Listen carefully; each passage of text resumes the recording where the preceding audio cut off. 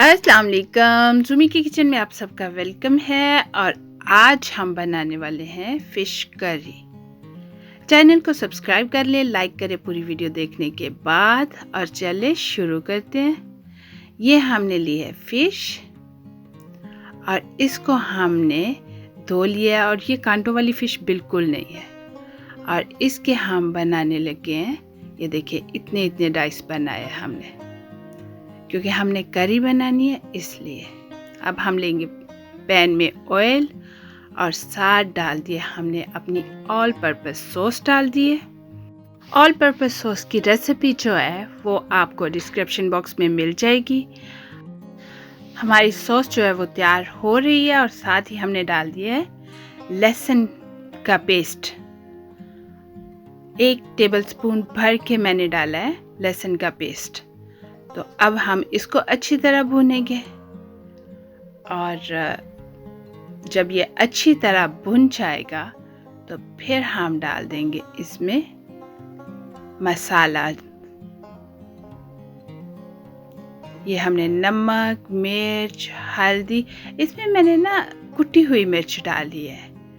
वैसे पिसी हुई मिर्च भी अच्छी लगती है लेकिन कुटी हुई मिर्च का जो टेस्ट फ़िश में बनता है ना, फ़िश करी में, वो बहुत ज़बरदस्त होता है। तो इसमें मैंने डाली है कुटी हुई मिर्च।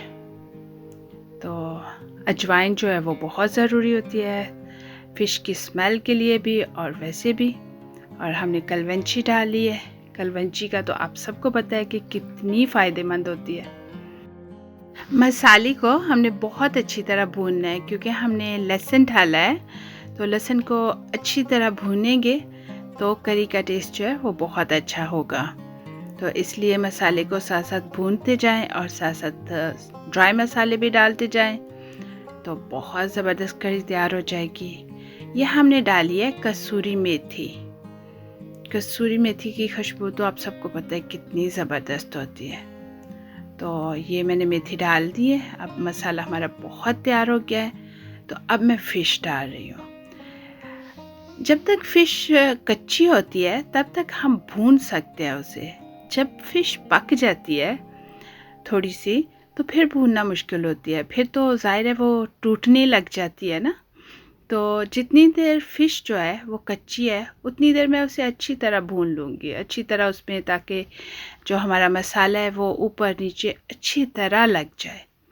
इसलिए मैं वो जितना टाइम मैक्सिमम मिल सकता है ना उतना टाइम मैं लेती हूँ कि मैं इसको हिला सकूँ चम्मच के साथ। और जब वो हो जाती है, पक जाती है और नहीं मैं हिला सकती तो फिर मैं पैन से थोड़ा सा हिला लेती हूँ। फिर मैं चम्मच नहीं अंदर मारती, अदरवाइज़ तो वो बिल्कुल मिक्स हो जाएगी ना।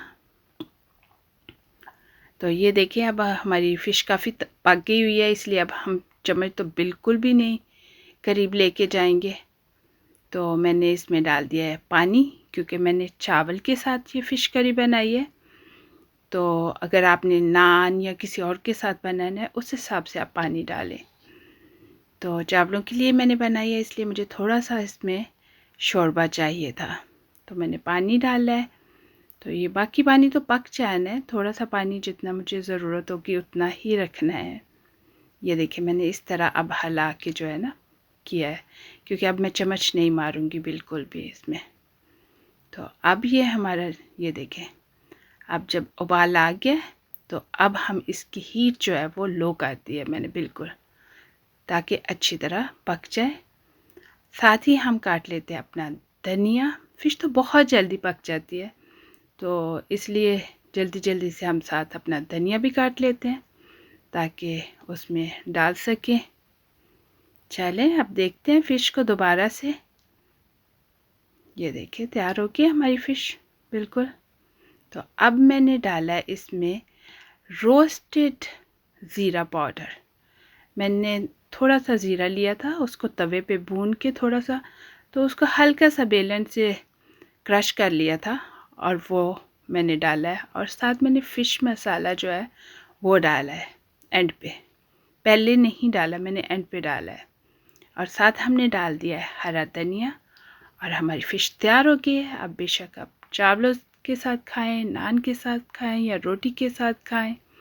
चलें अब आप भी बनाएं और मुझे ज़रूर बताएं कि आपकी फ़िश करी कैसी बनी। चैनल को लाइक, सब्सक्राइब और शेयर करना ना भूलिएगा। कमेंट्स बॉक्स में अपने कमेंट्स ज़रूर दीजिएगा। मुझे आपके कमेंट्स का हमेशा इंतज़ार रहता है। मिलेंगे बहुत ही मज़ेदार न्यू रेसिपी के साथ। अल्लाह हाफिज़।